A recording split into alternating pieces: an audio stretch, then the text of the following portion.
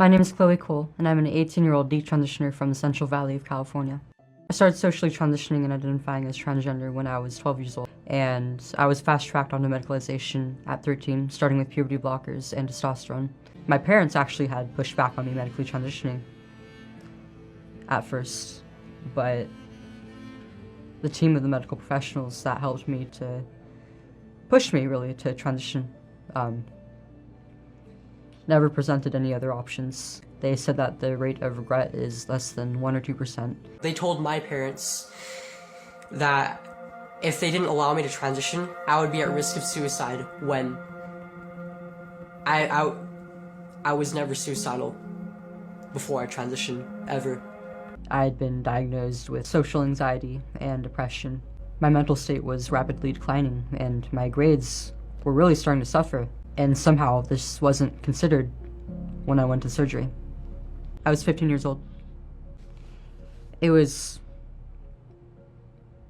far too easy for me to go through this. After every shower, I would have to look down at these huge wounds. I mean, I was told that this would be part of the process, but you don't really understand until you go through it. It's certainly not for kids. No 15-year-old girl should have to go through that. I continued to get worse.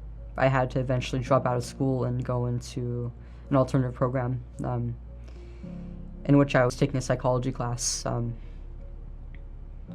And there was one lesson that was about parenting, maternity.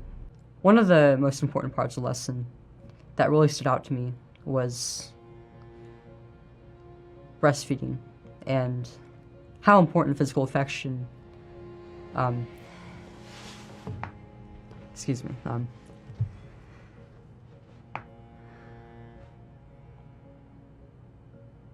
that bond is important to the emotional and cognitive development of a child. Before that, I never really thought about being a parent or breastfeeding. During one of the consultations for my surgery, I was told that I would lose my ability to breastfeed, but at this time, this didn't mean anything to me because I didn't know anything about that. Something beautiful and uniquely female was taken away from me forever.